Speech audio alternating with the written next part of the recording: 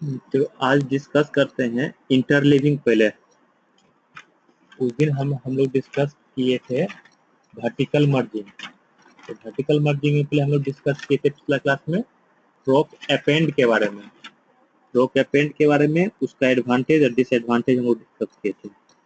फिर उसके बाद हम लोगों ने डिस्कस किए थे क्या, कंकेटिनेशन के बारे में। तो उसमें क्या था, तो उसमें 3 डाटा सेट के बारे में हम लोग चेक किए थे कैसे वर्टिकल मर्जिंग हो रहा है। अगर वेरिएबल नेम डिफरेंट है उसको भी हम रीनेम कर सकते हैं। रीनेम कंसेप्ट भी उस दिन हम लोग डिस्कस किए थे और क्या होता है। तो आज वर्टिकल मर्जिंग है इंटरलिविंग में। तो एक्चुअली पिछला जो हम लोग सेट स्टेटमेंट हम कंटिन्यूएशन जो हम वर्टिकल मर्जिंग कर रहे थे, तो उसमें क्या हो रहा था कि मान लो पहला जो डाटा सेट है उसमें मान लो कि जो पहले पहले होता था, पहला डाटा सेट आता था, न्यू डाटा सेट जो जो बना रहे हैं। उसके बाद जो सेकेंड डाटा सेट है उसके बिलो में आता था। तो इसमें क्या हुआ कि इसमें कोई मतलब कि जैसा ऑर्डर जैसे था आउटसाइड ऑर्डर में आया। अब हमको इंटरलिविंग का मेनली मतलब है क्या, कि मतलब कि दोनों जो रहेगा, कहता है interleaving combines individual sorted data set into one sorted data set by specifying variable in the by statement। इसका करने का मतलब क्या है कि पहले तो हम लोग यूज कर रहे थे क्या, कि डाटा सेट को हम सॉर्ट नहीं कर रहे थे। अब हम लोग क्या कर रहे हैं, डाटा सेट को भी सॉर्ट कर रहे हैं। जिस डाटा सेट को मुझे वर्टिकली मर्ज करना है उस डाटा सेट को हम लोग पहले सॉर्ट कर रहे हैं, उसके बाद आके हम उसको सेट स्टेटमेंट में यूज कर रहे हैं। तो और सॉर्टेड के बाद उसको हम यूज कर रहे हैं, उसके बाद हम बाय स्टेटमेंट इसमें लगा रहे हैं।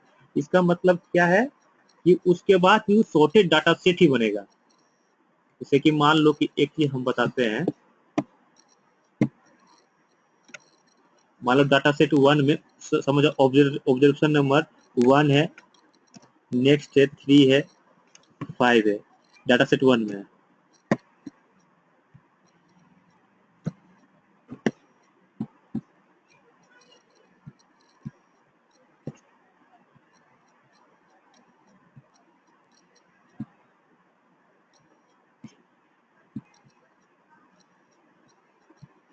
मान लो डाटा सेट 1 में ऑब्जर्वेशन नंबर 1 3 5 है, डाटा सेट 2 में 4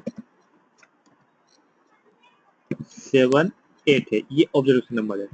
ये डाटा सेट 1 हो गया।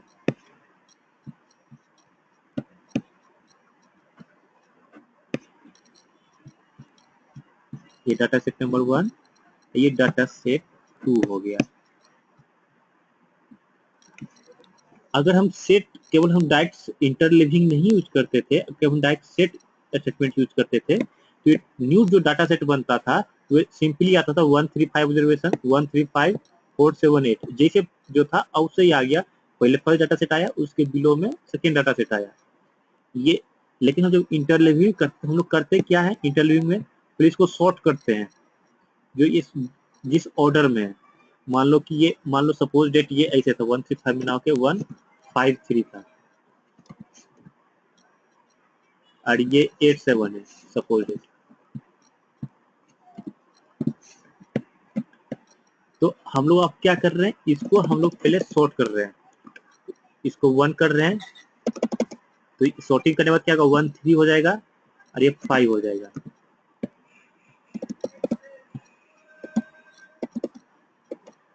ये 1 3 5 हो जाएगा। नेक्स्ट क्या है, अगर इस डाटा सेट को भी सॉर्ट करना है तो 4, फिर क्या होगा 7 होगा, फिर क्या आएगा 8 आएगा। अब हम एक्चुअली अगर सिंपली सेट यूज करते तो केवल अगर सिंपली हम इसके बाद ही हम सॉर्टिंग करने के बाद हम केवल सेट स्टेटमेंट यूज करें तो केवल यही ऑब्जर्वेशन आएगा 1 3 5 4 7 इस टाइप में आएगा। लेकिन इसके साथ हम बाय स्टेटमेंट और साथ में यूज करेंगे तो क्या होगा कि ये फिर ऑटोमेटिक सॉर्ट हो जाएगा। हमको एक्स्ट्रा सॉर्ट जो प्रोग्राम नहीं लिखना पड़ेगा, उस प्रोग्रामिंग से बचने के लिए तुमको दोबारा सॉर्ट करना पड़े उसके लिए हम लोग इंटरलीविंग करते हैं। इससे क्या हो गया, अब हमको एक्चुअली हम इंटरलीविंग यूज करेंगे तो क्या होगा 1 3 4 5 7 8।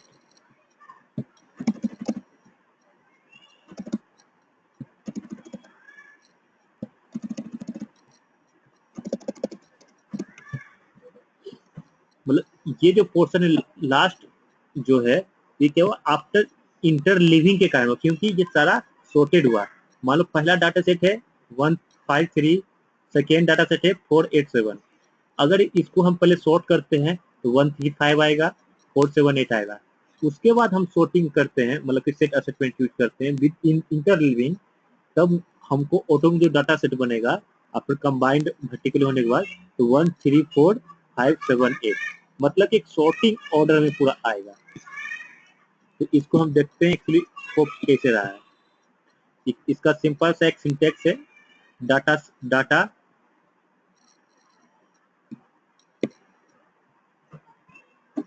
इसका सिंटेक्स क्या है, मान लो data input data set name, मान लो DSN लिखे, कोई data input data set name, set statement, ये मेरा सेट स्टेटमेंट हो गया। मान लो डाटा सेट नेम, कोई डाटा सेट पहला है DS1 DS2 DSN तक,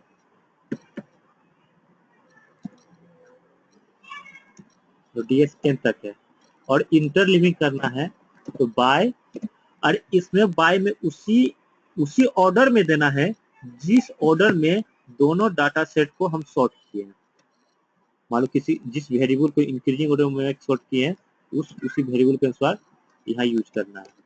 और ये रन स्टेटमेंट, अगर डिसेंडिंग में दिए हैं तो डिसेंडिंग भी दे सकते हैं,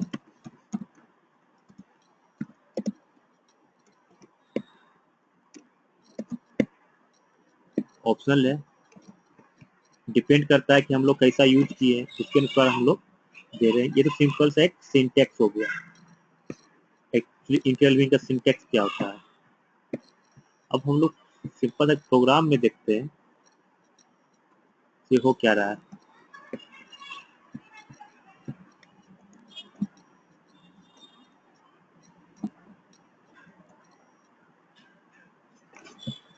हम लोग करते हैं कि एक डाटा सेट क्रिएट करते हैं, मतलब डाटा सेट 1।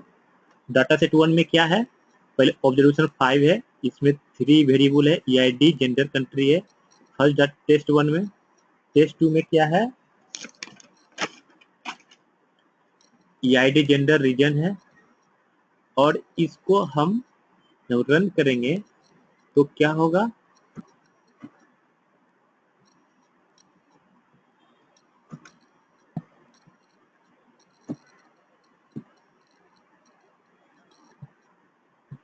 तो हम लोग पहले भी ये चीज यूज कर चुके हैं। अगर सर केवल टेस्ट 1 और टेस्ट 2 को यूज किए विदाउट सॉर्टिंग किए हुए तो क्या आएगा, पहले 5 आएगा, 2 आएगा, 1 आएगा, फिर उसके बिलो में 473 आएगा। तो उसको हम देख सकते हैं टेस्ट 3 में। तो टेस्ट 3 में जैसे हम लोग बताए थे 5 2 1, ये टेस्ट 1 का, ये टेस्ट 2 का वर्टिकली मर्ज हो गया। लेकिन जब इसको हम एक्चुअली कोई ऑर्डर में नहीं है, टेस्ट 3 क्या है, पहले 5 है, 2 है, 1 है, 4 7, ये एक पर्टिकुलर सही ऑर्डर में नहीं है। हम चाहते हैं इसको एक सॉर्टिंग ऑर्डर में आए हो, तो हम लोग पहले क्या किए, इसको सॉर्ट किए, प्रोक सॉर्ट लगाए जो टेस्ट वेरिएबल था। और जिस डाटा सेट को न्यू, अगर सॉर्टेड डाटा सेट है, सॉर्टेड डाटा सेट को न्यू डाटा सेट में सेव करना है तो आउट इक्वल टू जो डाटा सेट डालना चाहते हैं और जिस वेरिएबल यूज करना चाहते हैं, मान लो EID, हम EID सॉर्ट कर रहे हैं तो दोनों को तो सेम टेस्ट 1 और सेम टेस्ट 2 को भी इसको टेस्ट 5 में सॉर्ट किए सॉर्टेड डाटा सेट को, और सॉर्टिंग किए बाय EID को। जब इसको सॉर्ट किए तो इससे टेस्ट 4 बना और इससे टेस्ट 5 बना। टेस्ट 4 क्या बनेगा, देखो सॉर्टिंग में 1 2 5, टेस्ट 5 भी क्या है, सॉर्टिंग में 3 4 7। अब क्या होगा, अगर डायरेक्ट हम इसी को ही हम सेट कर देंगे तो क्या आएगा, पहले आएगा 1 to 5 और उसके नीचे में 3 4 7 आएगा। फिर भी हम देखेंगे कि एक्चुअली हम चाह रहे थे क्या शुरू से पूरा असेंडिंग ऑर्डर में आए, सो वे भी नहीं आएगा। तो ये भी हम करके देखते हैं। डाटा से टेस्ट 6 में हम लोग जब यूज करते हैं तो क्या आया 1 to 5 आफ्टर सॉर्टिंग के बाद जो एक डाटा सेट बनाए थे 4, ये भी डाटा सेट सॉर्टिंग के बनाए थे 3 4 7, तो ये भी एक सॉर्टिंग करके ही ऐसा आया। तो एक्चुअली हम चाह रहे थे कि डायरेक्टली हमको सॉर्टेड ही आए, तो इसके लिए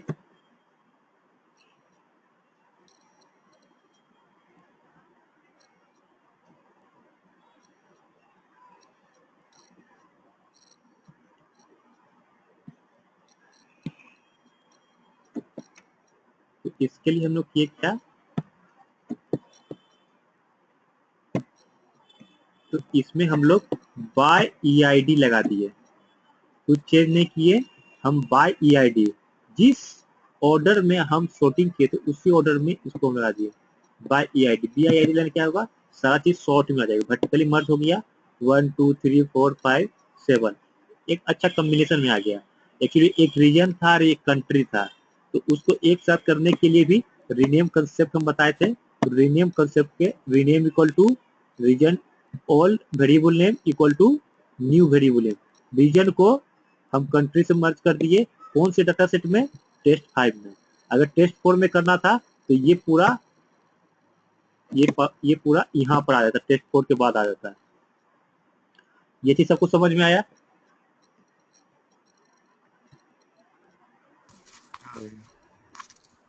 तो ये समझना है कैसे, मतलब कि इंटरलिविंग हुआ, इंटरलिविंग का कंसेप्ट तो समझ में आया। और ये बताओ जब, हाँ एक्स्ट्रा कर देते हैं। हाँ, तो इंटरलिविंग में यहाँ पीडीबी में क्या हो रहा है ये बताओ तो। इंटरलिविंग है जब हम लोग पीडीबी में यूज कर रहे हैं तो कैसे क्या काम करेगा।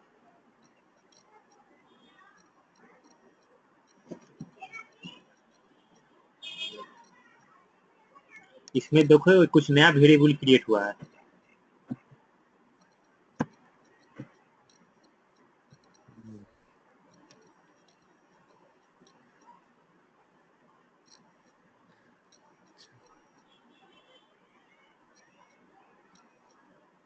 ये मतलब दोनों सेट के वेरिएबल को मतलब मैच कर रहा है क्या, मतलब इस टाइप से सॉर्टिंग के लिए।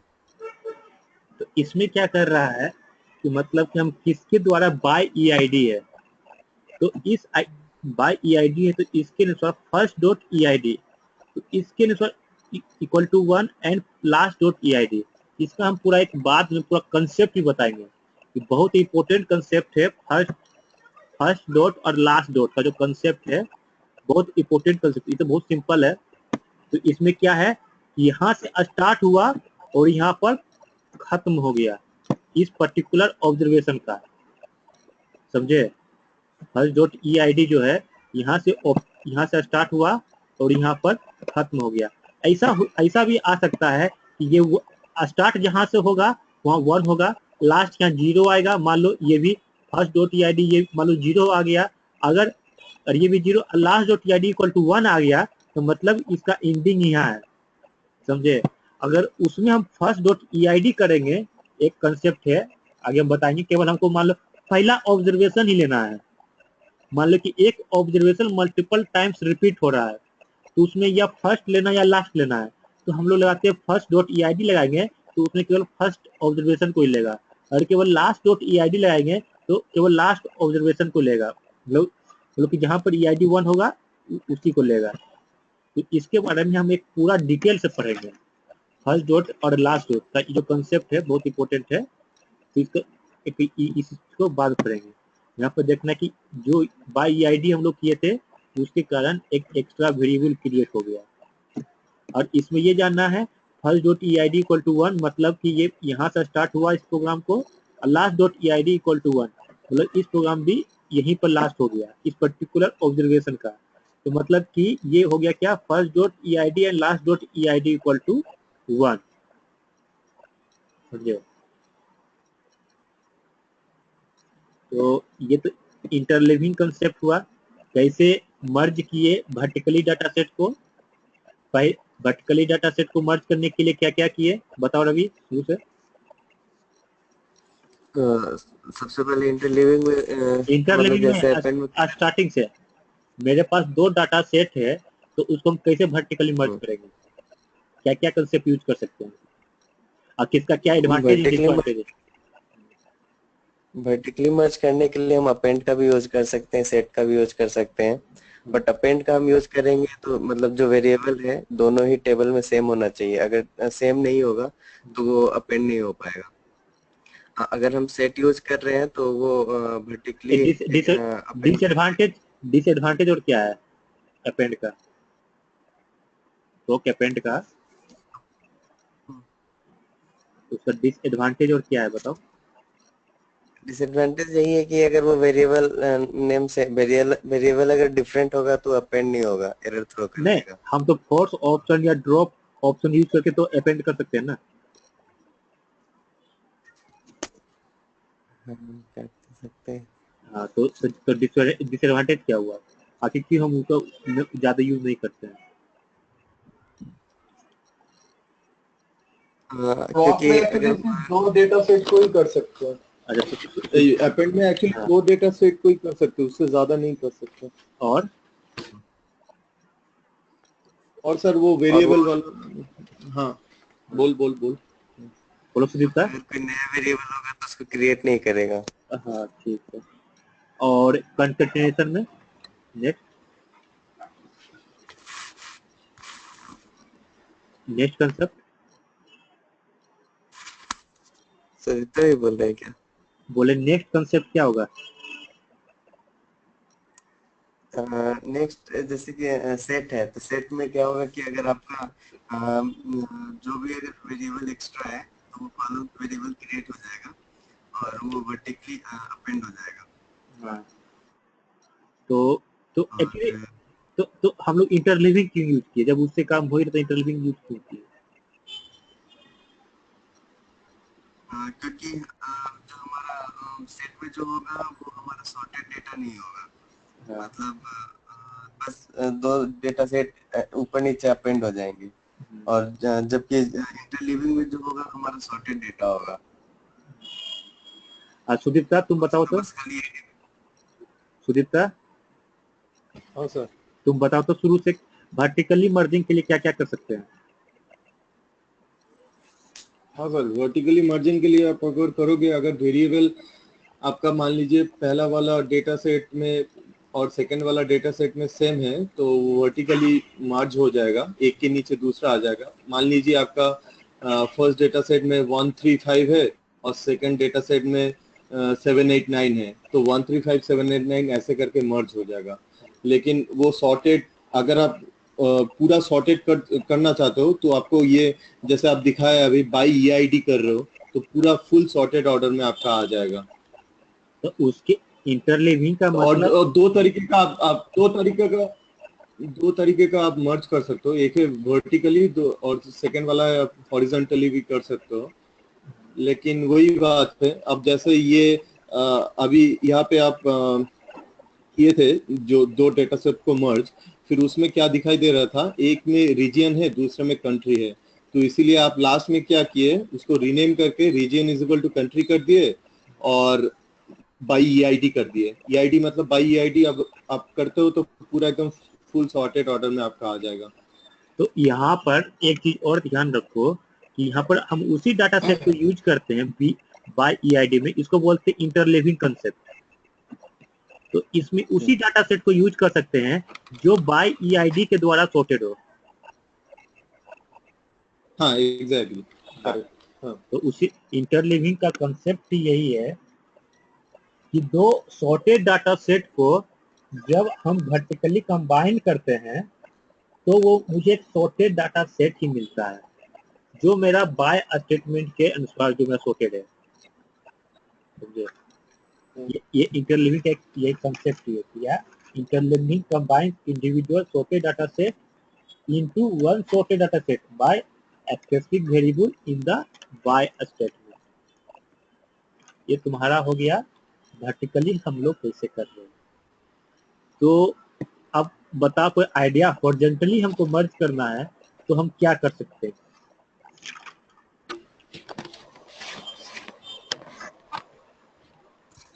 मर्ज का यूज कर सकते हैं। बताओ। आवाज, रवि तुम्हारा आवाज थोड़ा सा भाग जा, कम हो जा रहा है। मर्ज मर्ज का यूज कर सकते हैं, मर्ज टेस्ट 1 टेस्ट 2, तो वो हॉरिजॉन्टली मर्ज हो जाता है। पहले बताओ मर्जिंग होता क्या है? मतलब एक डेटा सेट में दूसरा डेटा सेट मिला देना, मतलब ज्वाइन कर देना कह सकते हैं। मतलब जैसे कि मान लीजिए कि मेरे पास दो टेबल है, एक एम्प्लॉय टेबल है, एक सैलरी टेबल है, डिपार्टमेंट टेबल है। तो एम्प्लॉय में मेरे पास एम्प्लॉय आईडी है, नेम है, एड्रेस है, और डिपार्टमेंट में डिपार्टमेंट आईडी, डिपार्टमेंट नेम है। और हम चाहते हैं कि मतलब एक ऐसा टेबल हो जिसमें सब हो, employ ID, employ name, department ID, department name. तो हम क्या करेंगे कि उसको मर्ज कर देंगे, तो हमारा एक एक टेबल क्रिएट होगा, मतलब एक डेटा सेट क्रिएट होगा, जिसमें हमारे पास पूरा टोटल डेटा होगा, employ ID, employ name, department ID. वो हॉरिजॉन्टली मर्ज भी हो जाएगा और 5 कॉलम्स बन जाएंगे वेरिएबल नंबर। अच्छा सुदीप्ता तुम बताओ मर्जिंग कंसेप्ट होता क्या है एक्चुअली?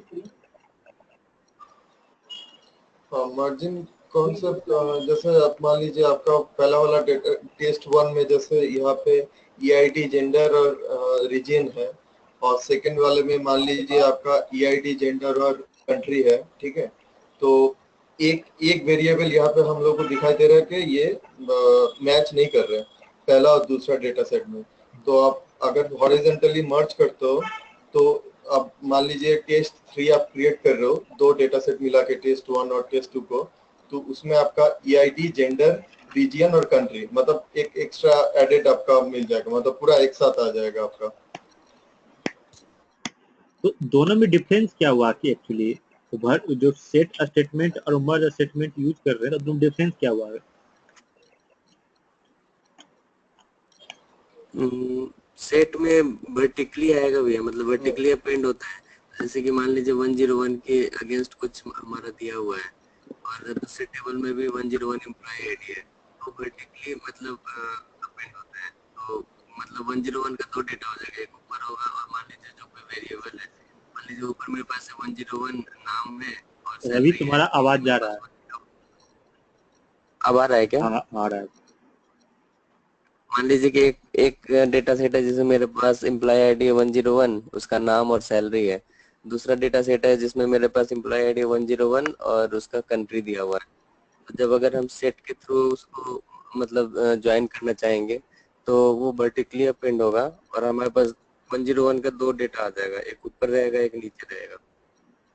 और जब मर्ज करेंगे तो हमारे पास एक ही में पूरा डेटा आ जाएगा, जैसे 101 के अगेंस्ट उसका सैलरी भी आ जाएगा और कंट्री भी आ जाएगा। तो इसका मतलब क्या समझा?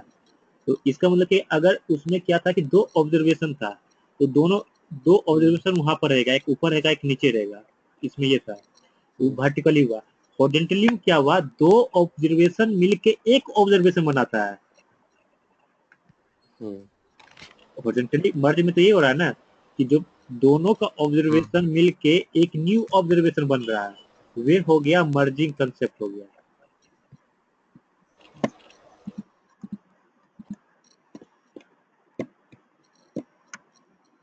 वही चीज है, क्या है कि it involves combined observation for two और more data set in a single observation in new set data set, and observation can be merge based on the position in the original data set या merge one और more common variable.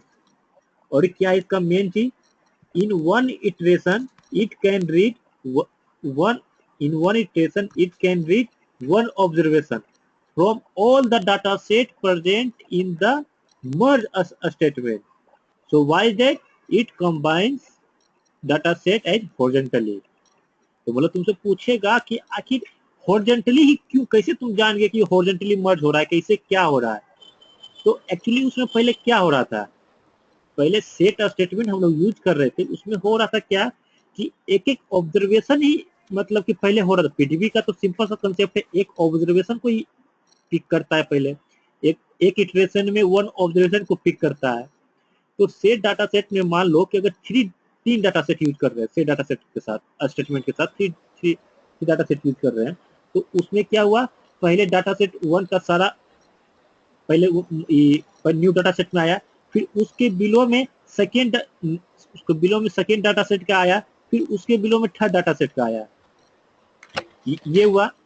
लेकिन अगर हम interleaving में जाते हैं तो क्या होता है, जो सॉर्टेड तीनों का रहता है तो बिलो तीनों में चेक करता है, तीनों में किसका सबसे कम है, और जो भी हम अगर EID डाले हैं तो ID चेक करता है किसका कम है, तो उसमें जो लेस रहता है उसको पहले पिक करता है, फिर जाता है, फिर उसका नेक्स्ट फील्ड में चेक करता है। अगर नेक्स्ट इटरेशन में जाते हैं तो नेक्स्ट में चेक करता है तीनों डाटा सेट में चेक करेगा कि अब इसमें तीनों में कौन जो उसका सबसे लेस EID है, तो उसके अनुसार में मर्जिंग होता है, वर्टिकली मर्ज होता है।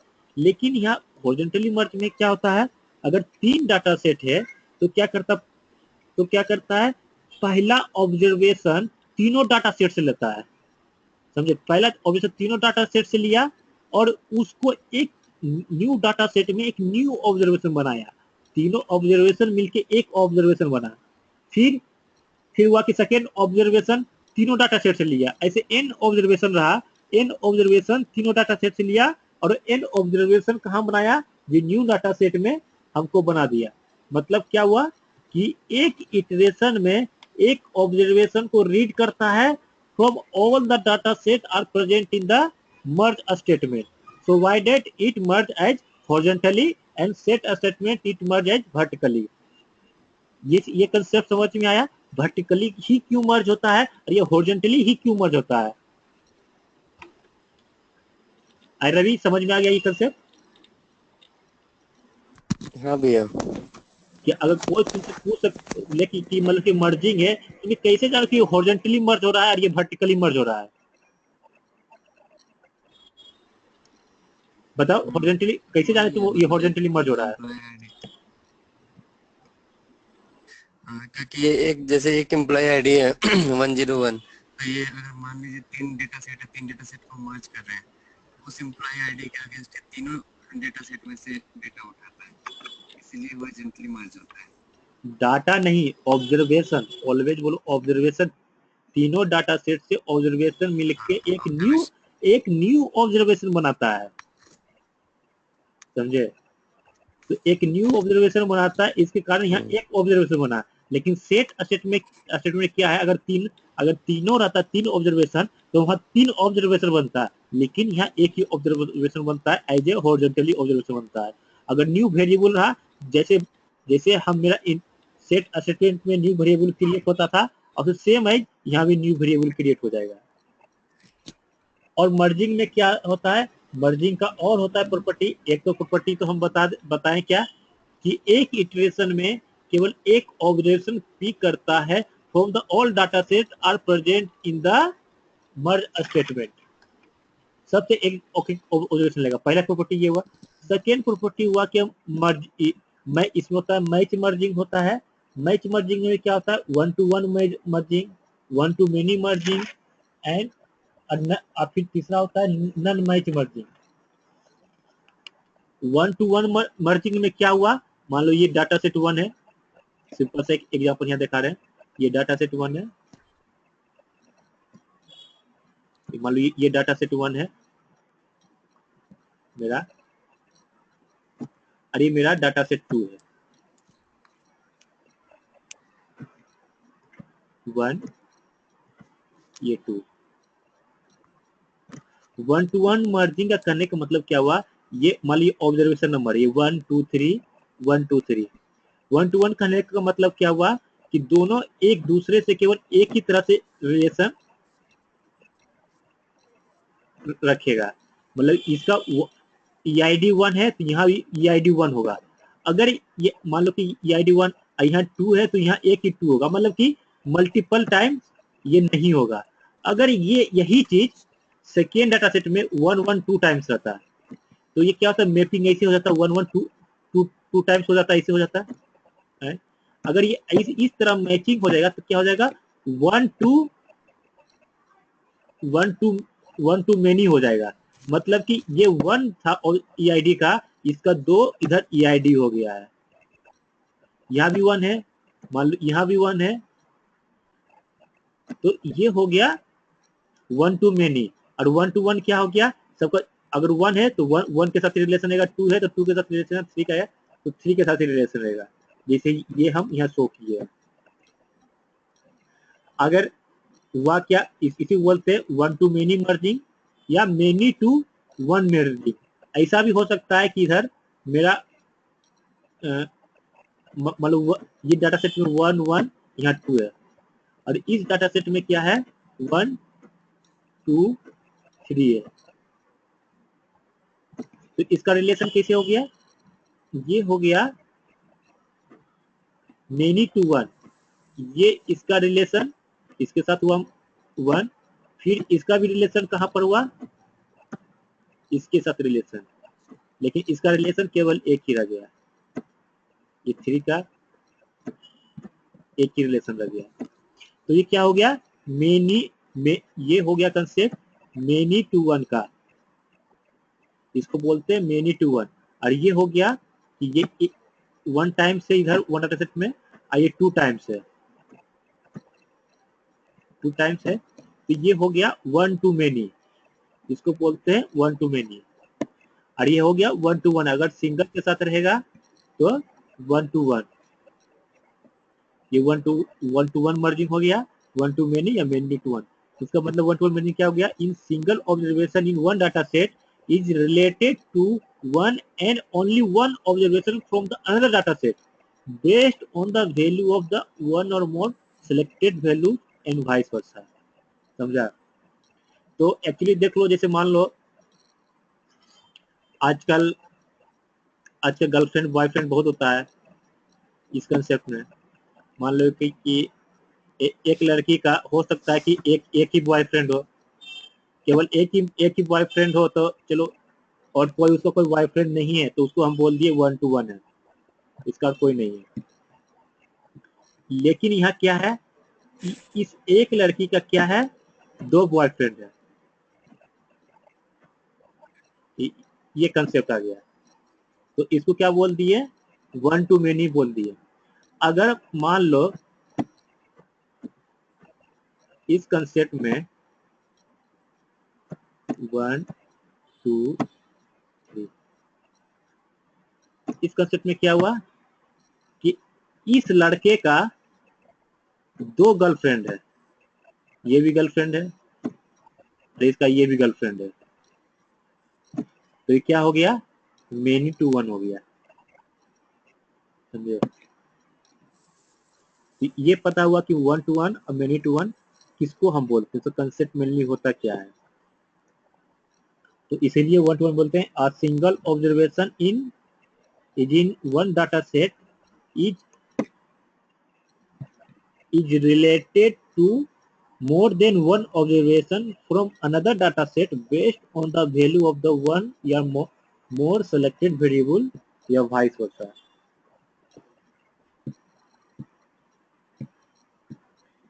और नन मैच मर्जिंग क्या हुआ, नन मैच मर्जिंग में हो गया क्या कि मतलब जैसे कि मान लो 1, ये मान लो कि 1 है 2 है 3 है, तो हो सकता है कि इसका ऐसा भी हो सकता है कि मतलब कि इसका कोई कॉम्बिनेशन किसी के साथ नहीं हो।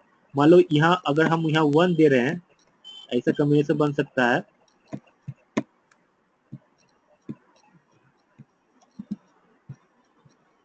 एक ऐसा भी कॉम्बिनेशन बन सकता है। मान लो ये डाटा सेट 1 है, इसका 2 है, इसका 3 ऑब्जर्वेशन है, 1 2 3। और सेकेंड डाटा सेट है, उसका है 2 है, 3 है और ये 4 है। तो इसका क्या हुआ, इसका रिलेशन इसके साथ है, ये रिलेशन इसके साथ है, लेकिन इसका रिलेशन कहीं नहीं है। तो इसका मतलब क्या हुआ, एक तो हम बोल सकते हैं कि at least one single observation in one data set is unrelated to any observation for another data set. Based on the value of one और मोर सिलेक्टेड वेरिएबल। दूसरे बात से हम लोग बोले क्या कि हो सकता है कि कोई एक लड़की ऐसा भी हो सकती है जिसका कोई भी एटलीस्ट एक लड़की ऐसा हो जिसका कोई भी बॉयफ्रेंड ना हो, समझे? तो उस सिचुएशन को बोलते हैं क्या, नन मैच बोलते हैं। तो उस कंसेप्ट को भी हम लोग आगे करेंगे कि कैसे नन मैच को हम लोग को हैंडल करना। कब नन, ये कौन सा नन मैच है, ये मैच है, ये सिंपल सा कंसेप्ट को आप बताएं, ये मैचिंग नन मैचिंग क्या होता है एक्चुअली। अब हम लोग प्रोग्राम में हम लोग देखते हैं तो कैसे क्या काम कर रहा है।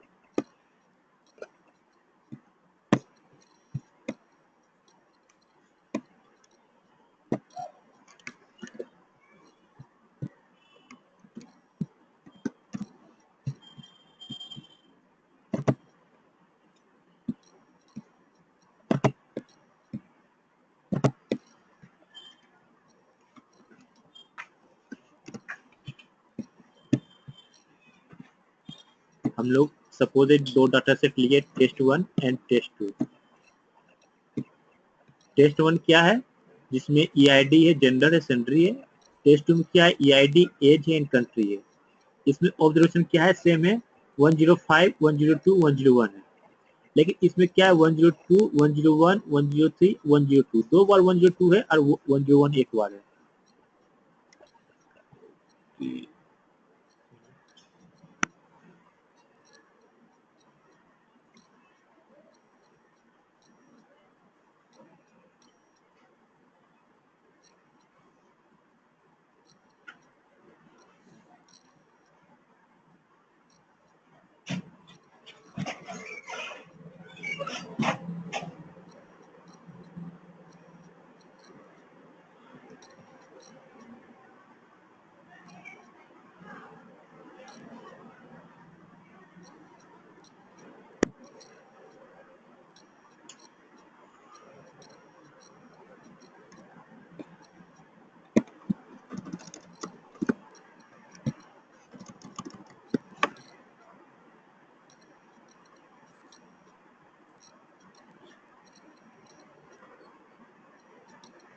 तो अब हम क्या करते हैं, इसको मर्ज करते हैं। तो इसमें क्या होगा, रवि बताओ, इस प्रोग्राम को रन कराने पर क्या आएगा अगर मर्ज कराएंगे तो? S3 वाला ना भैया? हाँ,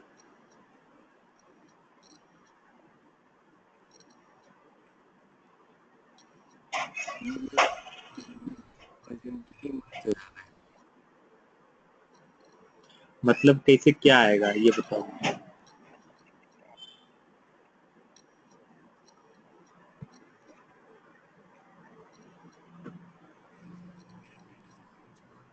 आवाज तुम्हारा नहीं आ रहा।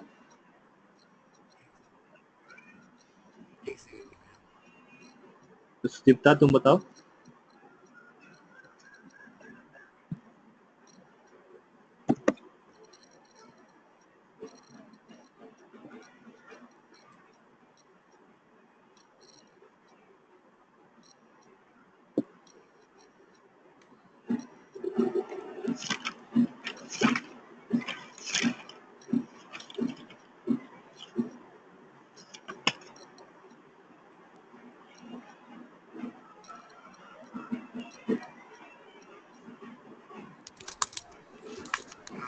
इसको रन कर रहे हैं भैया तो आवाज sorted नहीं है। आवाज बस नहीं आ रहा। जैसे कि मतलब डेटा सेट। आवाज क्लियर नहीं आ रहा। आवाज नहीं आ रहा? हाँ बोलो। अभी भी नहीं आ रहा भैया? हाँ बोलो बोलो। जो जो जो मतलब दोनों में मैच्ड है, बस उसी का डेटा आ रहा है। और जैसे कि जो एम्प्लॉय आईडी, जो भी ऑब्जर्वेशन दोनों में मैच नहीं है, उसका डेटा नहीं आ रहा है। जैसे कि अपने में पहले में एम्प्लॉय आईडी 105 है, उसका एम्प्लॉय आईडी कोई भी अपना इसमें नहीं है, डेटा सेट S2 में, तो वो डेटा नहीं आ रहा। देखो एक्चुअली क्या हो रहा है, पहला डाटा सेट है 105 है, 2 है और 1 है। तो एक्चुअली काम कैसे ये करेगा, तुम इसमें देखोगे कि केवल 102 आ रहा है, 101 आ रहा है, 103 आ रहा है, 102 आ रहा है, इस तरह आ रहा है। ये ऑब्जर्वेशन आ रहा है। और मर्ज किसके साथ हो रहा है? इसके साथ हो रहा है। तो ऐसे देखो ये हो कैसे रहा है, ये चीज अभी तुम देखोगे कंफ्यूज हो जाओगे कि ये एक्चुअली हुआ कैसे। एक्चुअली मेरे पास तो डाटा सेट तो ऐसा था, पहले 5 था, 2 था, 1 था, और हम जानते क्या है कि दोनों हॉरिजॉन्टली मर्ज होगा, दो ऑब्जर्वेशन हॉरिजॉन्टली मर्ज होगा। तो मतलब अगर ईआईडी दी है तो पहले तो ये और ये होगा, एक साथ मर्ज के लिए आएगा 105 और ये। तो इसमें क्या है कि चलो इसमें कॉमन वेरिएबल क्या है? ईआईडी है, और बस एक ईआईडी ही कॉमन वेरिएबल है। तो मेरे सर जो कॉमन वेरिएबल है उसके अनुसार तो मेरा मर्ज होना चाहिए। तो इसमें एक चीज देखोगे कि पहले 10 हो गया, ये जो ऑब्जर्वेशन है 102 पहले ये आएगा, और यहाँ देखेगा कि हाँ सेम नहीं है, वो जो हमको दोनों को मर्ज करना है दोनों में एक में, तो इसमें पहले 102 आएगा, देखो पहले 102 आएगा, 102 135, मतलब क्या करेगा ये इसको ओवरराइट करेगा, ये ऑब्जर्वेशन मतलब कि इम्प्लाई आईडी 105 को ओवरराइट कर रहा है। बस दोनों मर्ज हो रहा है, ये दोनों मर्ज हो रहा है। तुम ये ऑब्जर्वेशन 102 और 105 दोनों मर्ज हो रहा है, लेकिन इसको ओवरराइड कर रहा है। ये 102 आ जाएगा, अब जेंडर में मेल आ जाएगा, सैलरी में 500 आ जाएगा, और एज में 21 आ जाएगा, कंट्री में एयू आ जाएगा। देख सकते हो ये 102 मेल में M, salary 500, age 21, country AU, ये ऐसे आ गया। फिर सेकेंड टाइम देखोगे, अब 102 को सेकेंड ऑब्जर्वेशन को हम जानते हैं 1 इटरेशन में केवल एक ही ऑब्जर्वेशन काम करता है, तो सेकेंड का इसके साथ काम किया, तो क्या करेगा 101 क्या करेगा इसको ओवरराइट करेगा, और इसका जेंडर में एफ आएगा, सैलरी में 600 आएगा, और तुम्हारा एज में तुम्हारा 22 आएगा, कंट्री में यूएस आएगा। तो देख सकते हो 101 आया, मेल फीमेल आएगा, सैलरी 600 आया, एज 22 आया, कंट्री यूएस आया। सेम कंसेप्ट फिर आगे हुआ, ये नेक्स्ट इटरेशन में फिर 101 को फिर 103 से मेरा मर्ज हो रहा है, तो क्या हुआ 103 और यहाँ तुम्हारा 101 को ओवरराइड कर रहा है, तो देखो यहाँ 103 होगा, 109 हो गया, 103 होगा, और ये सब मर्ज हो रहा है। नेक्स्ट में फिर लास्ट में क्या है कि यहाँ तो ऑब्जर्वेशन खत्म नहीं है, लेकिन यहाँ एक ऑब्जर्वेशन है, तो यह सिंपली यहाँ मर्ज हो जाएगा, जो मिसिंग जो है वो मिसिंग रह जाएगा, जो वहाँ वैल्यू है वहाँ वैल्यू क्रिएट होगा।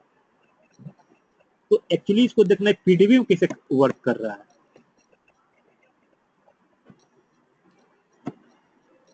तो पीडीबी का हम यहाँ से हम लोग देख सकते हैं,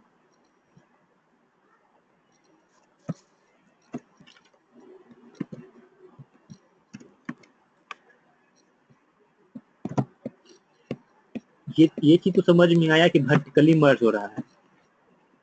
हम क्या बताए थे कंसेप्ट, दो ऑब्जर्वेशन, ये ऑब्जर्वेशन इस डाटा सेट का, सेकेंड डाटा सेट का इस ऑब्जर्वेशन, दोनों ऑब्जर्वेशन मर्ज होके वन डाटा सेट बना रहा है, ये दोनों मर्ज होके वन डाटा सेट बना रहा था। टोटल इसमें ऑब्जर्वेशन कितने हैं 1 2 3 4, और इसमें 3 है, टोटल मिला के 7 ऑब्जर्वेशन है। लेकिन 7 ऑब्जर्वेशन मिल करके कितने ऑब्जर्वेशन बन रहे हैं 4 ऑब्जर्वेशन। ये क्या हो रहा है नीचे वाले को ओवरराइट है, जितने ऑब्जर्वेशन यहाँ पर है 1 2 है 3 है 4 है। इसमें बताएंगे इंटरलिविंग कंसेप्ट यहाँ क्यों बेनिफिट है, बहुत ज्यादा बेनिफिट होता है इंटरलिविंग कंसेप्ट। तो यहाँ पर हम लोग देखें, सॉरी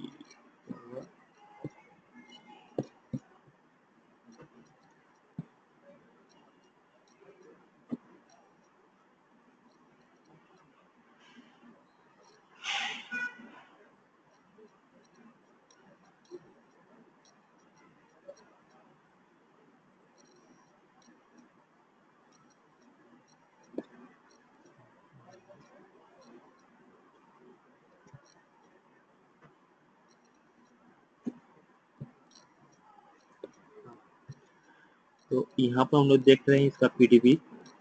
तो पीडीबी में हम लोग एक्चुअली सब देख रहे हैं तो क्या आ रहा है,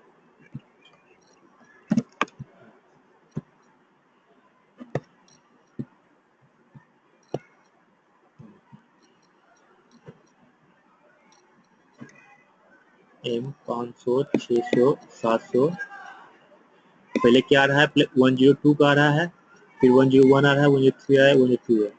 तो इसका ओवरऑल पीडीबी देखें तो एक्चुअली ऐसा आएगा। सब में एक बता रहे हैं अपने नोट से। पहले क्या था, पहला इनिशियलाइज हो रहा है, मान लो इसको हम ए मान लिए, ये ए हो गया, ये बी हो गया, ये सी हो गया। पीडीबी लिखने का मैंने तरीका बताया था, इसको हम ए मानते हैं, इसको बी मानते हैं, इसको सी मानते हैं। सी स्टेप, पहला स्टेप रवि बताओ, पहला ए स्टेप का काम क्या है, बी स्टेप का काम क्या है और सी स्टेप का काम क्या है, बताओ पीडीबी कंसेप्ट। पहला स्टेप तो रीड करेगा डेटा, मतलब रीड करता है डेटा सेट से।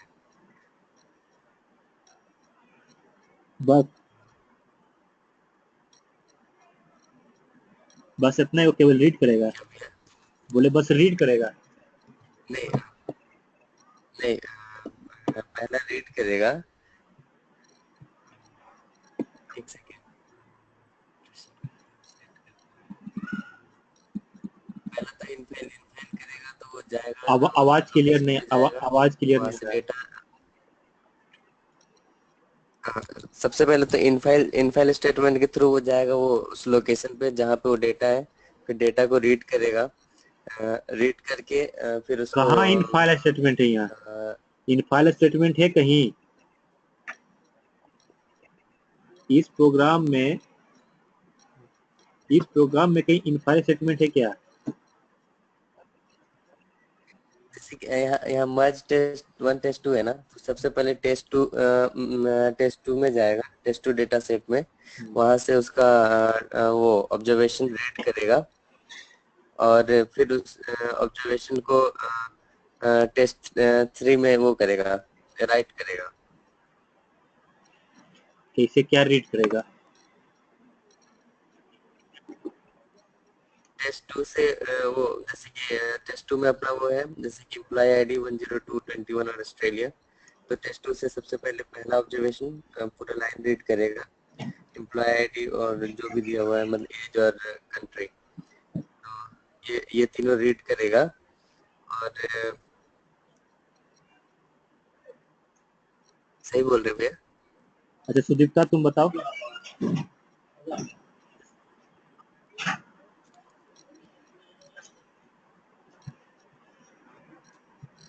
ठीक है भैया, मिलते हैं आपसे जल्द ही। नहीं तुम बोल रहे हो सुदीप्ता?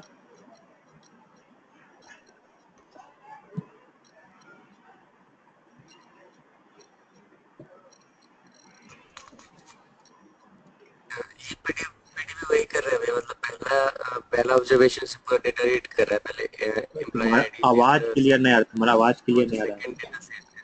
तुम्हारा आवाज क्लियर नहीं आ रहा। अब आ रहा है क्या? ये एक्चुअली काम कैसे कर रहा है, पहला एक ऑब्जर्वेशन, पूरा कंसेप्ट बताओ, पीडीबी का कंसेप्ट क्या है?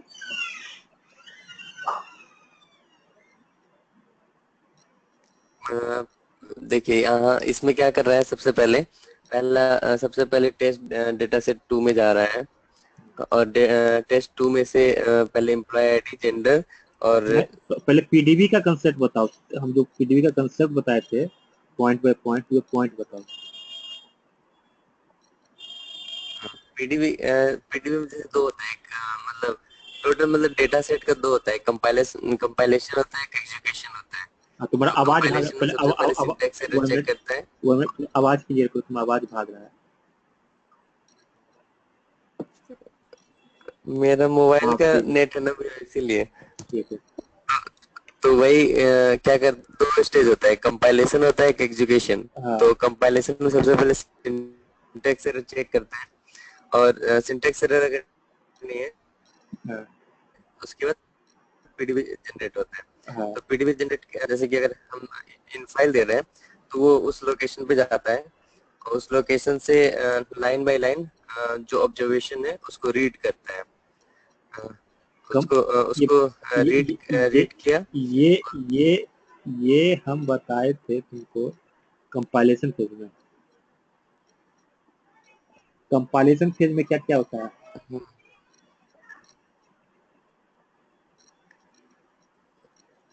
कंपाइलेशन में सबसे पहले, अच्छा, कंपाइलेशन में सबसे पहले सिंटैक्स एरर चेक करता है। हम्म, सिंटैक्स एरर के बाद पीडीबी होता है। फिर हाँ, पीडीबी के बाद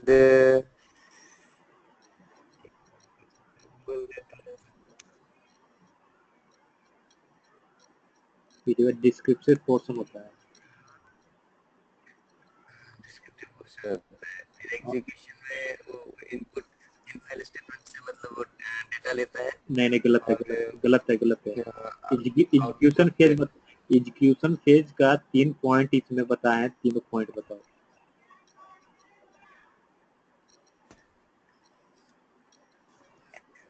सब भूल गए भैया। कल ही हम डिस्कस किए थे इस पॉइंट को, याद है? कल डिस्कस किए थे। सुदीप्ता कहाँ है? सुदीप्ता, सुदीप्ता आवाज आ रहा है?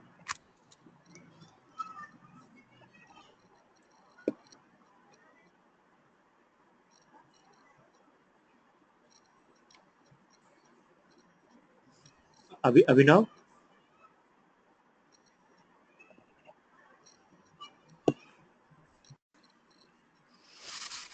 तो इस प्रोग्राम में हम लोग क्या डिस्कस कर रहे हैं कि इसको हम पहले बोले क्या, इस डाटा टेस्ट 3 को ए मान लिए, मर्ज टेस्ट 1 को B and C, run statement को सी मान लिए। तो इसमें पीडीबी में देखेंगे तो पीडीबी कैसे वर्क कर रहा है।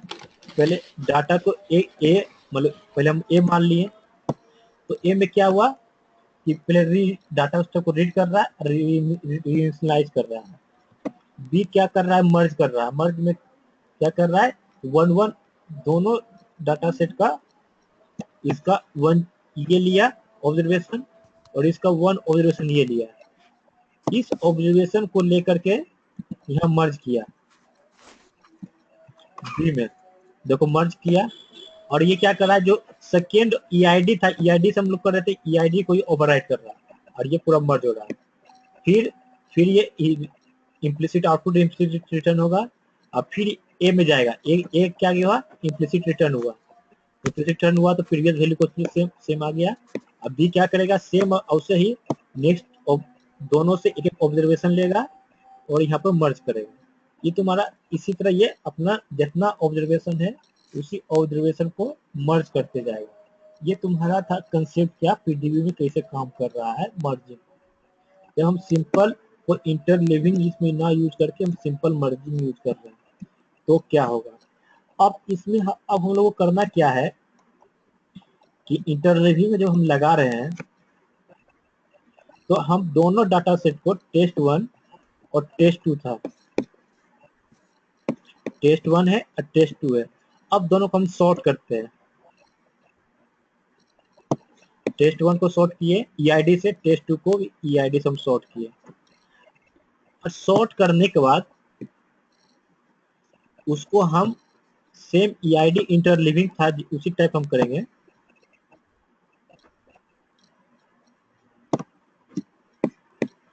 तो जस्ट लाइक जैसे मैं इंटरलिविंग काम कर रहा था, तो इसमें क्या होगा, सेम लगा दिए, दोनों सॉर्ट किए। और दोनों अगर ईआईडी से ही सॉर्ट किए तो हमको बाय ईआईडी करेंगे। अगर ये हम दूसरा वेरिएबल असाइन करेंगे तो इस स्टेटमेंट में मुझे एरर शो कर देगा। तो अब इसको हम यूज करेंगे तो क्या आएगा, तो देखो टेस्ट 4 टेस्ट 5 में क्या आया। टेस्ट 4 में 1 to 5 और टेस्ट 5 में क्या आ गया,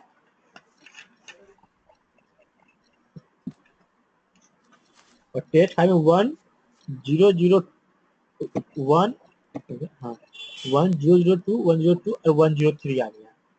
अब मुझे मर्जिंग करना है बाय ईआईडी। तो ये स्क्रीन लैग कर रहा है।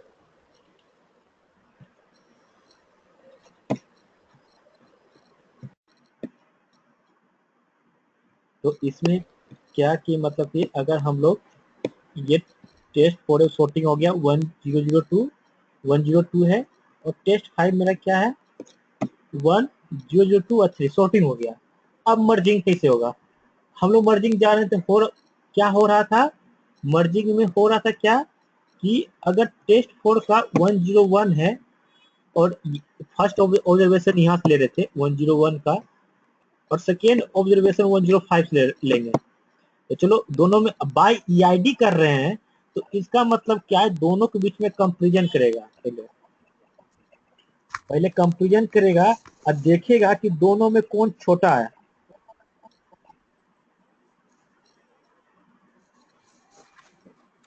इसमें तो दोनों में सेम है, मान लो कि बाय ईआईडी कर रहे हैं तो दोनों सेम है, दोनों 101 है तो 101 है, तो दोनों मर्ज हो जाएगा। अब मर्ज होने के बाद सेव कहाँ हो जाएगा, तो मैं टेस्ट 6 किए थे तो यहाँ मेरा मर्ज हो गया। यहाँ देख लो क्या है, सब सॉर्टेड ऑर्डर में 102 2 2 3 5। तो यहाँ तो ये तो समझिए कि यहाँ पर कैसे ये सॉर्ट हुआ, दोनों डाटा सेट से 101 मर्ज हुआ और ये दोनों सॉर्ट हो गया हॉरिजॉन्टली 1 1, दोनों ऑब्जर्वेशन हुआ और एक न्यू ऑब्जर्वेशन बनाया जो टेस्ट 6 में सेव हुआ। अब सेकेंड में देखोगे टेस्ट 4 में कि इस बार यहाँ ऑब्जर्वेशन 102 है, लेकिन टेस्ट 5 में मेरा क्या है, टेस्ट 5 में भी मेरा 102 है। चलो ठीक है, दोनों ऑब्जर्वेशन सेम है, तो ये मर्ज होके कहाँ सेव हो जाएगा, टेस्ट 6 में। कोई प्रॉब्लम नहीं, यहाँ तक कोई प्रॉब्लम नहीं, सिंपल मर्ज कर रहा था, हो गया। अब नेक्स्ट ऑब्जर्वेशन आते हैं 105। यहाँ तो 105 है टेस्ट 4 में, और टेस्ट 5 में क्या है, ये 102 है। अब क्या होगा, हम तो बाय ईआईडी लगा रहे थे, अगर बाय ईआईडी हम नहीं लगाते तो क्या होता था, 102 को 105 ओवरराइट करता था और ये मर्ज हो जाता था। लेकिन अब क्या बाय ईआईडी लगाए हुए हैं तो क्या करेगा, जिस ईआईडी से है उसी ईआईडी से मर्ज होगा। यहाँ 102.23 AU है, तो इसके पहले भी इस टेस्ट 4 में 102 है, तो ये 102 के साथ अगेन मर्ज होगा। जो डाटा सेट आएगा 102F600, तुम देखो टेस्ट 6 जो आएगा 102F600, और ये तुम्हारे डाटा सेट फिर अगेन 102 से ही मर्ज होगा, 105 से मर्ज नहीं होगा। और देखिएगा कि 105 और 102 में कौन लेस है, तो 102 लेस है, तो जाके 102 जो उस पीडीबी में पहले से 102 अवेलेबल था उसके साथ मर्ज होगा। तो हमको तो एक्चुअली मेरे पास तो यही था 23 AU और 102 था, और ये F और 3 ये तो पहले से मेरा पीडीबी अवेलेबल था, इस कारण 102 से अगेन ये मर्ज हो गया। यहाँ 105 और 102 है तो 102 ही स्मॉल है। फिर देखे क्या, ये तो हो गया। अब है क्या 105 103, फिर आगे देखेंगे 105 है वो टेस्ट 4 में, टेस्ट 5 में क्या है 103 है, तो क्या है 103 स्मॉल है, बाय ईआईडी किए हुए हैं। तो बाय ईआईडी किए हुए क्या मतलब कि असेंडिंग ऑर्डर, मतलब कि देखेंगे दोनों स्मॉल कौन है, तो 103 स्मॉल है, तो इसलिए यहाँ पर 10 टेस्ट 4 में 103 नहीं है 105 ही है, इसलिए क्या मतलब पहले से पीडीबी मेरा 103 नहीं है, अगर 103 रहता तो उसके साथ मर्ज हो जाता है, तो 103 नहीं तो 103 केवल मर्ज होगा, 106 में केवल 103 मर्ज होगा, जो केवल जो अगर जो वेरिएबल नहीं तो केवल मिसिंग आएगा, जो वैल्यू है वो अपना वैल्यू आ जाएगा। और क्या होगा फिर देखोगे, नेक्स्ट बचा 105 टेस्ट 4 में है लेकिन टेस्ट 5 में नहीं है, टेस्ट 5 में नहीं है तो ये भी सिंपल मर्ज हो जाएगा, ये सिंपल मर्ज हो जाएगा, और यहाँ जो नहीं है उसको मिसिंग आएगा। तो इसमें एक चीज और तुम गौर करोगे, इसमें 3 तरह का मर्जिंग हुआ है, 3 तरह का मर्जिंग हम लोग बोल सकते हैं। ऐसे इसको हम लोग बोलते हैं क्या, फुल ज्वाइन, इसको हम लोग बोल सकते हैं फुल ज्वाइन, समझे। और इसी में केवल हम ये 3 ऑब्जर्वेशन को देखें तो क्या हुआ है कि इसका दोनों ऑब्जर्वेशन मतलब कि जो भी डाटा सेट एक दूसरे के साथ मतलब फुलफिल है, एक दूसरा दोनों डाटा सेट एक दूसरे में कंट्रीब्यूशन कर रहा है, तो इसको बोलते हैं मतलब कि इंटरसेक्शन बोलते हैं, इंटरसेक्शन ज्वाइन बोलते हैं। और ये क्या हो रहा है, ये तुम्हारा हो रहा सॉरी ये तुम्हारा क्या हो रहा है, इसको हम ज्यादातर बोलते हैं एक्चुअली अगर ये नहीं होता यहाँ पर तो इसको हम बोलते हैं राइट ज्वाइन बोलते हैं, और इसको हम बोलते हैं लेफ्ट ज्वाइन बोलते हैं। और अगर दूसरे कंसेप्ट में बोले, दूसरे कंसेप्ट में क्या है कि मैच और नन मैच। तो मैच में क्या है, मैच में दोनों डाटा सेट एक दूसरे को कंट्रीब्यूशन कर रहा है, तो इसको बोल रहे हैं मैचिंग बोल रहे हैं। डाटा सेट और जिसमें कंट्रीब्यूशन नहीं कर रहा है ये दोनों में, तो उसको हम बोल रहे हैं नन मैच बोल रहे हैं। ये राइट ज्वाइन मतलब लेफ्ट ज्वाइन, राइट ज्वाइन थोड़ा सा ये अलग है, वो हम बताएंगे कैसे अलग है, क्योंकि उसमें ये मिसिंग नहीं आएगा, वो अलग चीज है थोड़ा सा। ये केवल यहाँ पर जानो कि मैच, ये पूरा मैच हो गया क्योंकि दोनों डाटा सेट यहाँ कंट्रीब्यूशन कर रहा है, लेकिन ये नन मैच हो गया क्योंकि एक ही डाटा सेट कंट्रीब्यूशन कर रहा है। हम तुमको बताए थे मैचिंग क्या होता है, नन मैचिंग क्या होता है, समझे। मैचिंग में बताए थे 1 to 1 मैचिंग होता है, 1 to मेनी मैचिंग होता है, मेनी टू 1 मैचिंग होता है। लेकिन नन मैच में क्या होता है कि एटलीस्ट वन ऑब्जर्वेशन एक दूसरे का रिलेशन ना हो, उसमें नन मैच हम बताए थे। तो ये तुम्हारा मर्ज हो गया। मर्ज मेरा कैसे काम कर रहा है। अब इसमें एक सबसे इम्पोर्टेंट टॉपिक है, इन हम इ, इ, इ,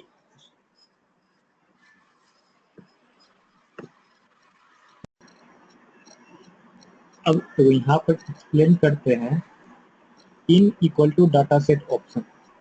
बहुत ही इम्पोर्टेंट कंसेप्ट है मर्जिंग के साथ, और ये इंटरव्यू में ऑलवेज पूछा जाता है इस कंसेप्ट से, इन इक्वल टू ऑप्शन के लिए। तो इन इक्वल टू ऑप्शन क्या है, in equal to option data set option create variable that indicate where the data set contribute data to the current observation. मतलब कि उससे हम मुझे अगर इन इक्वल टू हम लिखेंगे पर्टिकुलर डाटा सेट के साथ, तो पता चलेगा कि वे डाटा सेट जो न्यू डाटा सेट क्रिएट हुआ है उसमें अपना कंट्रीब्यूशन है कि नहीं। तो उससे हमको कंट्रीब्यूशन के बारे में पता चल जा रहा है कि उस जैसे कि हम मर्जिंग क्या कर रहे हैं, दो या दो से अधिक डाटा सेट का मर्जिंग कर रहे हैं, तो उससे हमको पता चलेगा कौन सा ऑब्जर्वेशन न्यू जो डाटा सेट का ऑब्जर्वेशन बना है उसमें उसका कंट्रीब्यूशन है कि नहीं। तो और क्या होता है एक्चुअली इन लगाने से होता क्या है, इन इक्वल टू, तो उसमें मेरा दो वेरिएबल क्रिएट होता है। तो वेरिएबल टेम्पोररी वेरिएबल क्रिएट होगा कहाँ, मेरा पीडीबी में, और पीडीबी में क्रिएट होगा और जीरो होगा। जीरो इंडिकेट, अगर उस वेरिएबल का वैल्यू 0 या 1 होगा, 0 इंडिकेट करेगा क्या कि उस करेंट ऑब्जर्वेशन में उसका कोई कंट्रीब्यूशन नहीं है, और 1 इंडिकेट करेगा क्या कि उस करेंट ऑब्जर्वेशन में उसका कंट्रीब्यूशन है। तो ये तो हो गया कि मतलब कि क्या होता है इन, और इसका यूज हम लोग करेंगे कैसे, पहला चीज है। तो इससे हम लोग पढ़े थे मर्जिंग कंसेप्ट कि मैचिंग होता है, नॉन मैचिंग होता है। तो मैचिंग के बारे में समझ में आया कि अगर इन इक्वल टू दोनों 1 आ गया, दोनों 1, मान लो दो डाटा सेट ही है और दोनों का वैल्यू 1 है, तो मतलब क्या है, दोनों मैचिंग में आ जाएगा। अगर 1 नहीं है तो क्या हो जाएगा, नॉन मैच हो जाएगा। तो उसके लिए हम लोग करते क्या है, हम लोग प्रॉब्लम से लोग डिस्कस करते हैं। तो मान लो हम लोग यूज किए टेस्ट 1, मतलब डाटा 1 यूज किए, इसमें variable EID, country and salary है। इसमें ऑब्जर्वेशन 101, 105, 4, 7, 8 है। एंड अनदर डाटा सेट 2 बनाए, डाटा सेट 2 में ईआईडी टाइप नंबर है, ऑब्जर्वेशन 5, 5, 3, 4, 1, 1 है। तो अब पहला हम लोग काम कर रहे हैं क्या, पहले दोनों को हम सॉर्ट कर दिए, डाटा 1 को भी ईआईडी सॉर्ट किए, डाटा 2 को भी ईआईडी सॉर्ट कर दिए, क्योंकि ये सॉर्टेड नहीं था। पहले हम सॉर्टिंग का काम किए कि हम जान रहे हैं जब हम मर्जिंग में हम बाय यूज करते हैं तो पहले हम उसी ऑर्डर में सॉर्ट करते हैं। तो एक सॉर्ट किए 1 को, तो 3 उसको हम 3 डाटा सेट में सेव किए, 2 को सॉर्ट किए और वे जो डाटा से सॉर्टेड डाटा सेट है 4 में सेव हुआ, और उसको हम बाय मर्ज किए। पहले हम लोग चेक करते हैं बाय मर्ज करने पर क्या होता है, केवल बाय मर्ज बाय ईआईडी कर दिए। बाय ईआईडी मतलब कि 3 और 4 जो डाटा सेट है इसी ऑर्डर में सॉर्टेड होना चाहिए, अदरवाइज ये एरर शो करेगा। जब इसको हम रन करते हैं मर्ज स्टेटमेंट को बाय ईआईडी के साथ, तो मुझे मान लो 5th डाटा सेट मिलता है, तो 5th डाटा सेट मेरा क्या होगा, ये दोनों मर्ज होगा और भी एक सॉर्टेड डाटा सेट में होगा 1 1 1 3 4 5, मतलब ये फुल ज्वाइन हो गया, जिसको हम बोलते हैं फुल ज्वाइन। इसमें मतलब कि मैचिंग भी है, नॉन मैचिंग भी है। अब मुझे देखना है कि मैचिंग कौन सा है, नॉन मैचिंग कौन सा है। तो उसके लिए हम क्या किए, इन डाटा सेट 3 ली है कि उसका ब्रैकेट में इन इक्वल टू मान लो ए यूज किए। 4 डाटा सेट है, in equal to B use किए,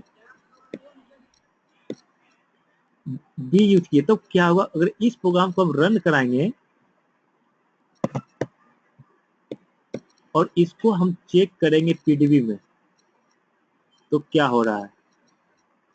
पहले हम लोग रन ऐसे सिंपल रन करा के देखते हैं हुआ क्या।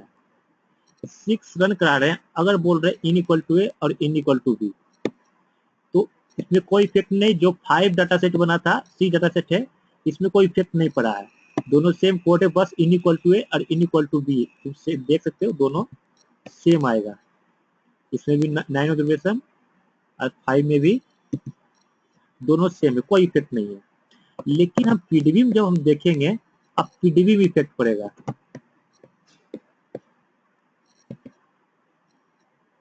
पीडीबी में चेक करते हैं,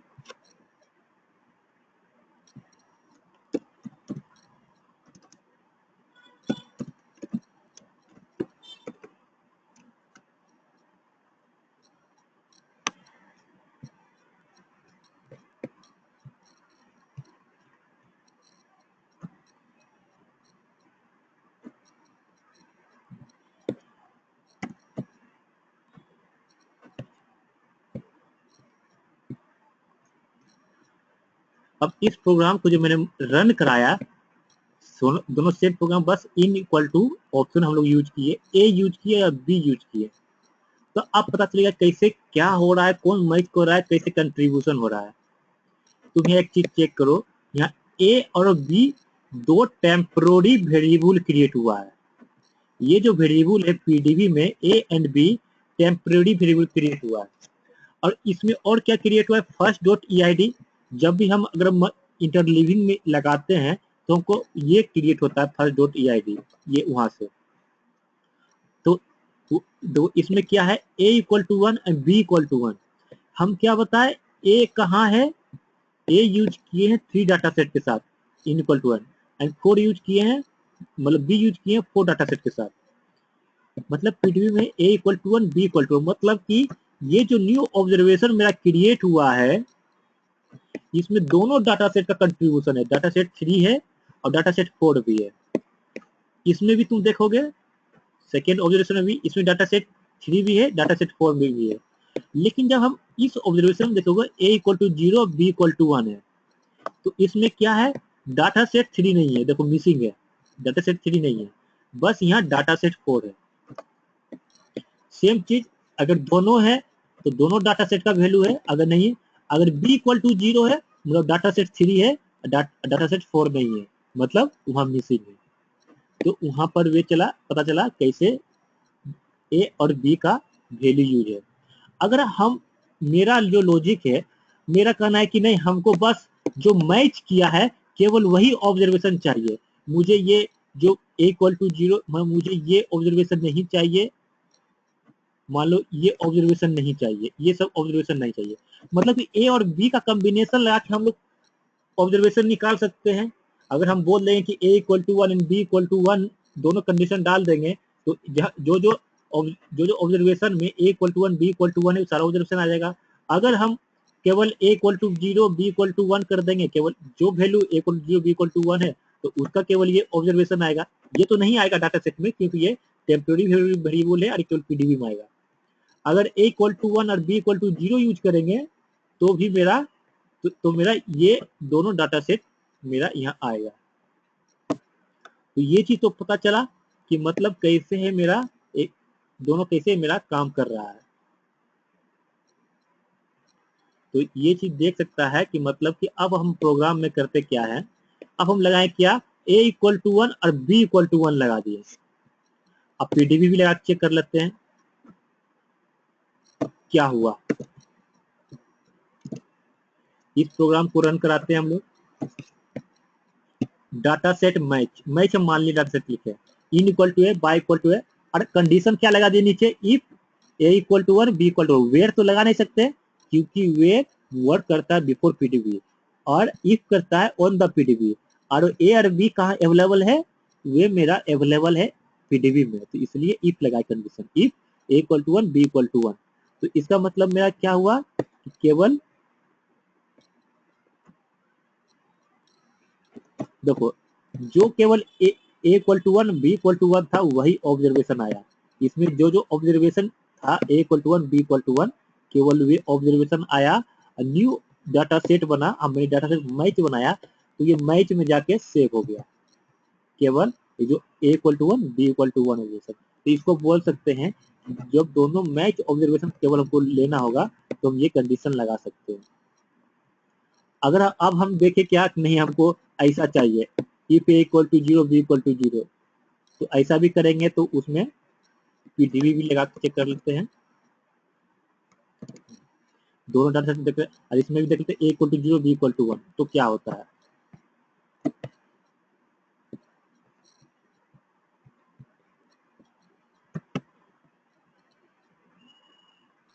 देखोगे यहाँ पर क्या है, वही ऑब्जर्वेशन आया जो इक्वल टू 1 है। हम क्या लगाए थे A equal to 1 B equal to 0, तो A equal to 1 B equal to 0 और केवल यही दो ऑब्जर्वेशन मेरा डाटा सेट में आएगा। A equal to 1 B equal to 0 मतलब क्या हुआ, एक ए मतलब डाटा सेट 3 का कंट्रीब्यूशन है, मतलब ये डाटा सेट ए जो यूज कर रहे हैं इनके साथ हम डाटा सेट 3 के साथ यूज कर रहे हैं, लेकिन बी जो हम यूज कर रहे हैं इनके साथ हम फोर डाटा सेट में यूज कर रहे हैं। मतलब A equal to 1 B equal to 0 का मतलब क्या हो गया, ये केवल जो कंट्रीब्यूशन केवल 3 का हो और डाटा सेट 4 का कंट्रीब्यूशन नहीं हो वे ऑब्जर्वेशन आएगा। तो ये ऑब्जर्वेशन मेरा डाटा सेट में आएगा। और इसमें एक चीज देखो नेक्स्ट प्रोग्राम में जहां मैंने A equal to 0 B equal to 1 use किया है, इसका मतलब क्या है, केवल वही ऑब्जर्वेशन मेरा आएगा पीडीबी और डाटा सेट में जो केवल मेरा फोर्थ डाटा सेट है, 4 डाटा सेट है उसका कंट्रीब्यूशन, थर्ड नहीं है केवल 4 है, तो उस डाटा सेट का मेरा यहाँ आ गया। तो उसका हम देख सकते मैच 1 मैच 2, मैच 1 यूज किए हैं, मैच 1 2, मैच 2 में 1 ऑब्जर्वेशन देख सकता है सेम। तो इससे पता चले कि हमको जैसा रिक्वायरमेंट रहेगा हम इन इक्वल टू लगा करके ऑप्शन लगा करके हम लोग यूज कर सकते हैं। और हमको सब चीज लेना होगा तो हम लोग जा सकते हैं ऐसे भी लगा सकते हैं। अगर सारा हमको मान लो कि हम मर्जिंग लगा रहे हैं if A equal to B, तो आउटपुट हम लिख दिए। ये आउटपुट नहीं मतलब कि इसको हम डिफाइन कर रहे हैं कौन कौन सा डाटा सेट हम क्रिएट करें, मतलब मैच बोथ कर रहे हैं, मैच 1 कर रहे हैं, नन मैच कर रहे हैं। तो अगर ए इक्वल टू बी है तो मैच बोथ, तो मतलब कि यहाँ सेफ होना चाहिए। अगर इल्स ए इक्वल टू 1 है बी इक्वल टू 0 है तो आउटपुट लगा दिए, आउटपुट लगा दिया नन मैच 1 कर दिए, नन मैच में यहाँ पर इस डाटा सेट में सेव हो जाएगा। Else if equal to 0 B equal to 1 कर दिए तो आउटपुट लगा दिए, तुमने ये मेरा इस डाटा सेट में मेरा सेव हो जाएगा। अगर सबको मिला के हमें एक डाटा सेट बनाना चाहे मैच बोथ नन मैच को, तो ये भी हम बना सकते हैं। तो इसको भी देख ले ये क्या हुआ एक्चुअली। तो ये रन किया मैच बोथ, देखो मैच बोथ, हाँ मैच डन मैच बोथ। तो यहाँ पर दोनों जो मैच कर रहा था ए ये भी क्रिएट हो गया। तो नन क्या है, नन मैच 1, नन मैच 1 भी है यहाँ, केवल एक साथ मैच हो रहा था ये भी आ गया। नन मैच 1 क्या है कि A equal to 1 B equal to 0, जो हम लोग अलग मैच 2 मैच 3 बनाते सेम चीज हम एक ही डाटा सेट में भी बना के निकाल सकते हैं। सेम चीज जो डिफरेंट डाटा सेट में कर रहे थे हम इसको एक ही डाटा सेट में यूज कर सकते हैं। ये तो सिंपल हो गया इन इक्वल टू ऑप्शन के बारे में। इन इक्वल टू ऑप्शन में कैसे हम लोग यूज करेंगे कि मतलब कि कौन सा मेरा मैच है कौन सा नन मैच है, केवल हमको इसी पर्टिकुलर डाटा सेट के साथ चाहिए ये केवल मैंने 2 एग्जांपल से बताया, 2 डाटा सेट के साथ बताया। तुम मोर देन 2 डाटा सेट साथ यूज कर सकते हो। जैसे मैंने ए बी यूज किया, तुम जो भी वेरिएबल, ये यूजर डिफाइंड वेरिएबल है, ये जो है यूजर डिफाइंड, कुछ भी ले सकते हो, कुछ भी डिफाइन कर सकते हो। यहाँ पर यहाँ ए बी सी कुछ भी ले सकते हो, ये यूजर डिफाइंड है। जो यहाँ यूजर डिफाइन करोगे वही मेरा पीडीबी में आएगा, और उस चीज को हम यूज करके, मतलब जो ये वेरिएबल को यूज करके हम पर्टिकुलर ऑब्जर्वेशन को हम सबसेट कर सकते हैं। तो इसमें कि equal to none equal to actually होता क्या है, तो उसके लिए equal to none equal to क्या है। तो मेरा एक डाटा सेट है, तो अगर हम सिंपली यूज करें, मान लो डाटा सेट 1 है, तो इसमें वेरिएबल क्या है, ईआईडी है, जेंडर, एज है। तो इसमें हम मेरा कुछ जो ऑब्जर्वेशन है डुप्लीकेट है, जैसे 101 है, 101 2 टाइम्स से, 102 भी 2 टाइम 1 टाइम से, 104 2 टाइम से, 103 3 टाइम्स से। अगर नो डुप्की हम लोग यूज करते तो क्या करता है, it keep the first unique observation according to the key variable present in the by statement. मतलब इस बाय स्टेटमेंट के द्वारा, मतलब कि ये बाय स्टेटमेंट में क्या ईआईडी है, तो इस में जो मतलब कि डुप्लीकेट रहेगा उसमें पहला पहला को वो कीप करेगा।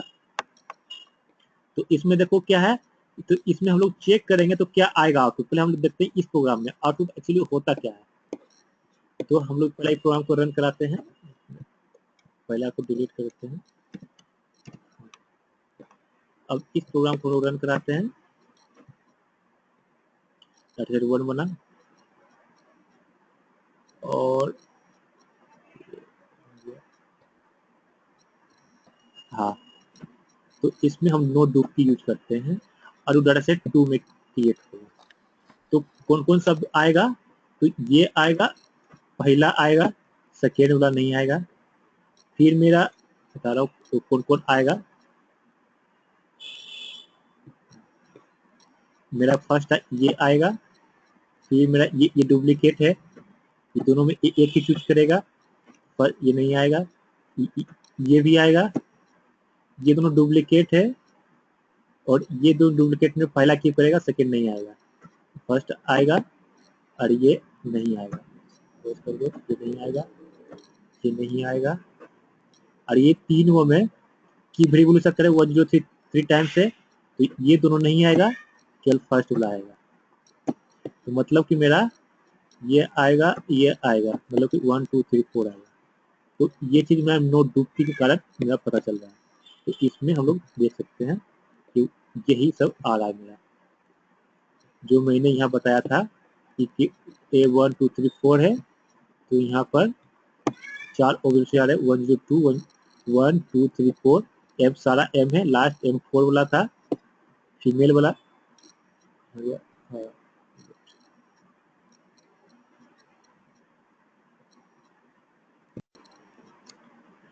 तो मेरा जो जो मैंने यहाँ पे क्रॉस किया है वो नहीं आएगा, जो मैंने क्रॉस नहीं किया है वो मेरा न्यू डाटा सेट में आएगा। सेम चीज जो मेरा न्यू डाटा सेट में यहाँ पर आ गया, तो इससे मतलब कि ये आया। तो अगर हम नो इक्वल लगाते हैं, तो इसमें अगर सिंपली हम बोले तो कौन कौन सा ऑब्जर्वेशन आ रहा है, ऑब्जर्वेशन नंबर 1 2 3 हम लिख के हम लोग इसको हम बता सकते हैं कौन सा आ रहा है, नहीं आ रहा है। तो अगर हम नो इक्वल लिखते हैं, तो नो इक्वल लिखने से क्या होता है, तब पता चलेगा इक्वल और नो इक्वल में क्या हुआ। एक्चुअली पहले तो हम लोग किए थे क्या, कि मेरे अनुसार ये नहीं आ रहा था, और ये नहीं आ रहा था, और ये नहीं आ रहा था। हमको क्या आ रहा था, फर्स्ट में 101 में 21 वाला, 102 में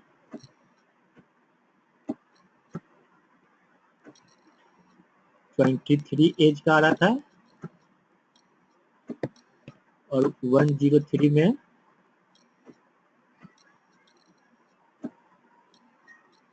26, और 104 में एक ये फीमेल भी है, फीमेल भी मतलब शो करते हैं, सारा मेल है, और ये 24 का।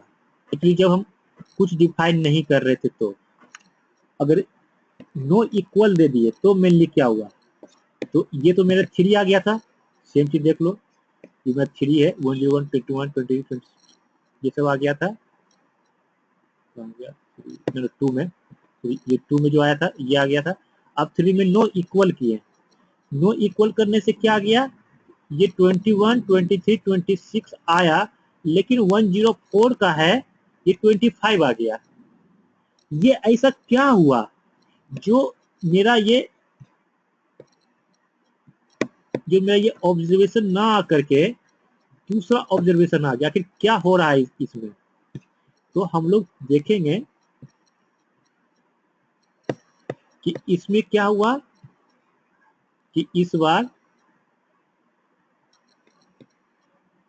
ये आ गया और ये डिस्कार्ड हो गया। मतलब क्या हुआ, मेरा पहले अगर इक्वल अगर नहीं दिए थे, कुछ नहीं दिए मतलब कि इक्वल डिफॉल्ट है, समझे। अगर नो इक्वल हम लोग यूज कर दिए तो नो इक्वल यूज करने का मतलब क्या हो गया, नो इक्वल यूज करने का मतलब क्या हुआ, इसका रिलेटिव कोई नहीं है। मेरा रिलेटिव था क्या कि अगर 2 ऑब्जर्वेशन है ये दोनों, तो उसमें पहला कीप करेगा, सेकेंड को डिस्कार्ड करेगा। जस्ट लाइक 103 3 टाइम्स है तो फर्स्ट को कीप करेगा, सेकेंड को डिस्कार्ड कर देगा। लेकिन अब मेरा रिलेटिव ऑर्डर नहीं रह गया। अब हो सकता है क्या, नो इक्वल देने से हो सकता है क्या, इसको डिस्कार्ड करेगा और इसको डाटा सेट में रख सकता है। तो सेम चीज यहाँ भी हो गया कि मतलब कि इसको 104 को डिस्कार्ड किया, सेकेंड को ही ऑब्जर्वेशन को मेरा ये क्या बोलते इसको डाटा सेट में रखा। तो मतलब मेरा रिलेटिव ऑर्डर नहीं रहा नो इक्वल लगाने से। तो हो सकता है इस बार कुछ और आए, नेक्स्ट बार कुछ और भी आ सकता है। मतलब मेरा रिलेटिव ऑर्डर फिक्स नहीं है। अगर हमको रिलेटिव ऑर्डर फिक्स करना है तो हम लोग इक्वल यूज करेंगे।